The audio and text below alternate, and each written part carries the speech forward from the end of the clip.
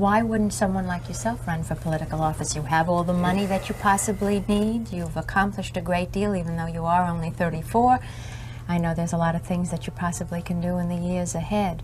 Why wouldn't you dedicate yourself to public service? Because I think it's a very mean life. Articulate because it associated me with quote-unquote whiteness. And as far as black folk were concerned, the quote-unquote black community was concerned, to be white was not all right. And the further long time went, we hit 2012, 2014. It was definitely not all right to be white. Now we hit 2016, 2020. You better denounce the whole thing. If you were born unmelanated, you better hide somewhere. Just hide, not hide your kids, hide your damn self. That's where we found ourselves as a society.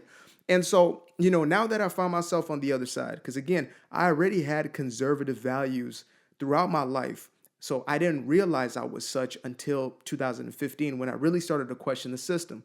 And this happened as a byproduct of the backlash that I started to see once Trump started running.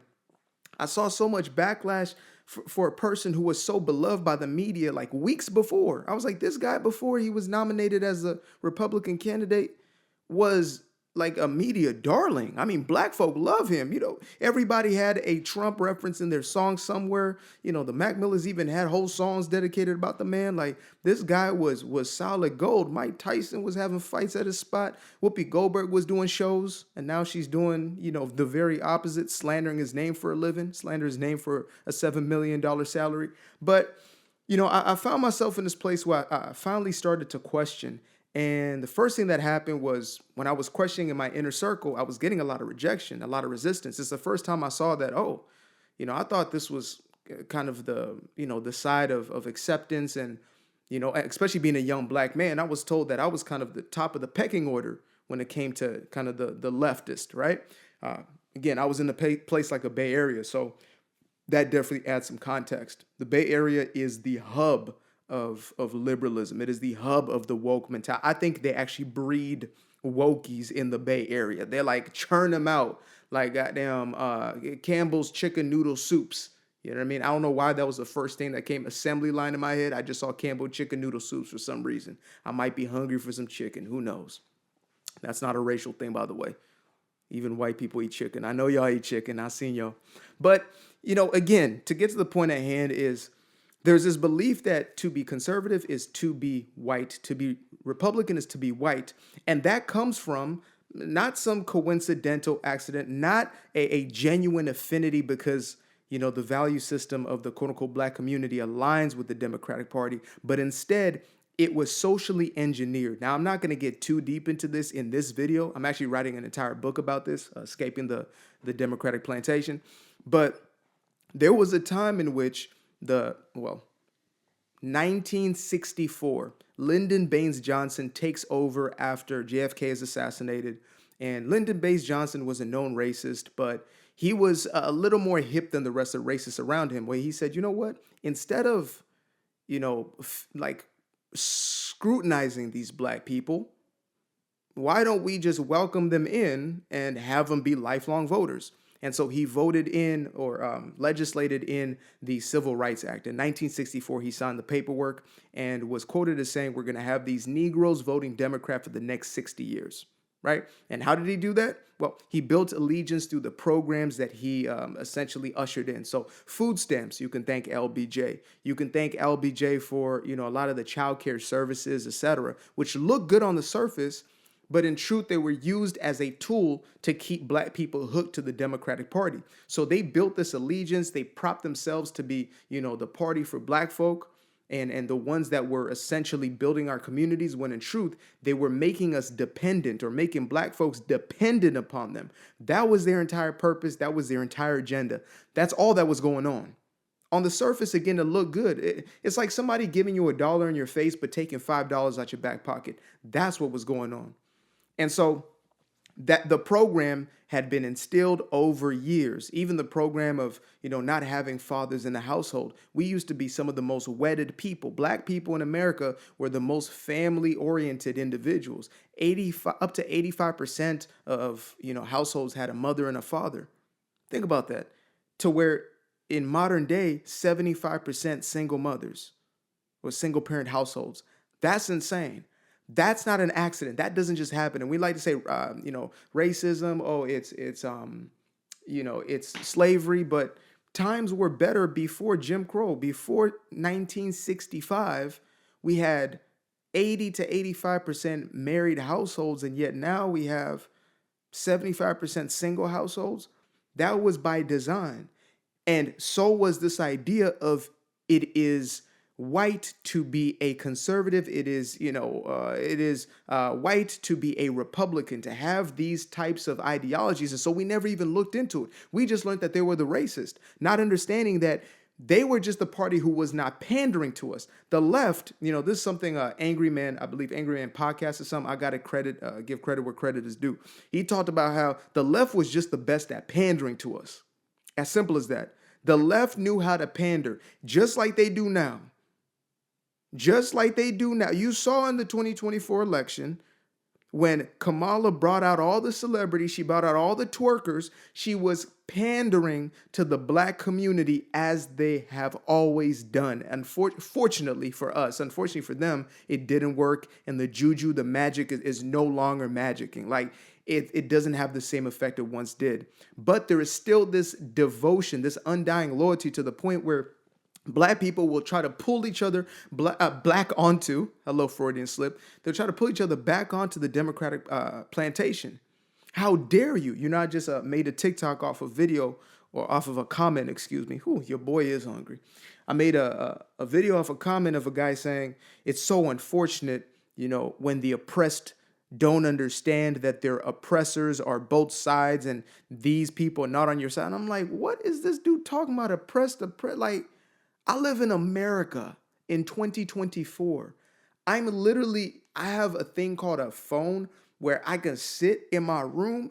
I can click a record button. I can put a video out. That video will reach, multitudes of people, and I get paid for it. That's my oppression? Huh?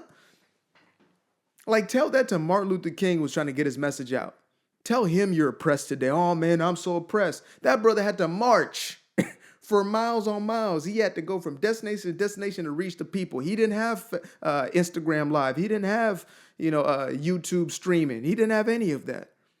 And I'm supposed to be the one who buys into the narrative of I'm oppressed. And again, this is a baked in ideology. We have been conditioned to be victims.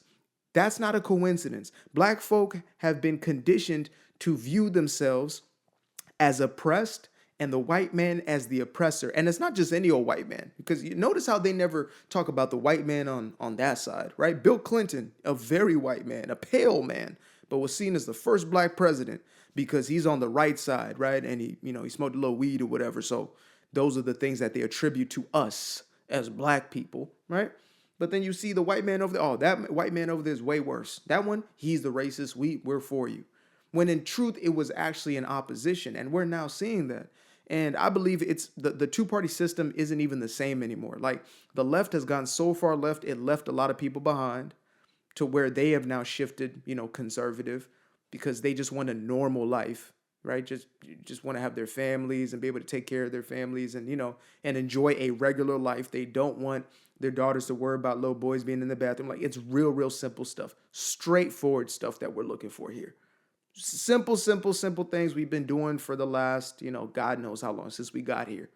And, then you have on essentially the right side, where it's like mostly just been common sense people for a very long time who've just been looking to, again, to build, to do what's best. Of course, you're going to have the fringe individuals who are seen as extremists, but that's not who the party actually is. And until you start to research for yourself, like I'm reading this book right here, right? Thomas Jefferson. I remember reading about him in middle school, high school, but I don't really know. And so I go into as much depth as I can, right? Good, bad, or indifferent. I'm reading some stuff in there. I'm reading some, things about slaves, and I'm like, I'm not feeling that right there. I'm not feeling that. But then there's other parts I can really learn from, and to see how America became what it became, and to realize, look, buddy, Every single country in the world was, well, almost every country in the world was open to slavery, including in Africa. We were selling and buying slaves back home. Don't get it twisted. Don't get that twisted. We can really get into that conversation. We love to just make everything about race because that's been conditioned into us. So yeah, our black conservatives trying to be white. I would say there's more Democrats trying to be white. I see more of these women who got blonde wigs and platinum dyed hair and straight hair when their hair's not really straight naturally. I see all types of skin lightening creams and skin lightening processes, people who came in the game dark and now they're light skinned. I've seen more of that on those who claim to be Democrats than I've ever seen Republican. Like, y'all love to grill Candace Owens. Candace Owens is a dark skinned sister. She's a chocolate sister. I've never seen her put on no type of. She looks the same complexion she came in with. She got the same complexion now. She didn't get lighter over time. Now somebody like Beyonce. I mean, come. You know what I mean?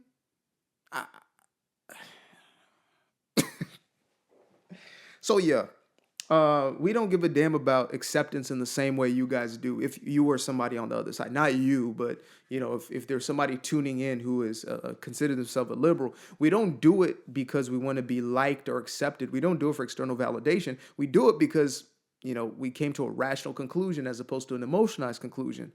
We did our own research, and our research led us here, and so. That's really what it's about. We just want what's best for ourselves, what's best for our families, what's best for our communities. And it's as simple as that. What's best for our country, which is the greater community. And it's as simple as that. I used to be afraid of the dark, a place unknown like a heart in their heart. I used to see my life in the bar. Now the kids unchained, every shackle is lost. 2 steps in the moonlight, 2 step in the daytime. You just know when it feel right. You got a feeling the time's not. See you through those shades that I just threw on. Through my lenses, you just can't do no wrong. I fell in love with myself again. I fell in love with myself. I fell in love with the sunshine. I fell in love with the light. I fell in love with the full moon. I fell in love with the night. I can see the light again. I can see the light. You can see the life in him illuminate the night. I know the time is taking. A 365, that's a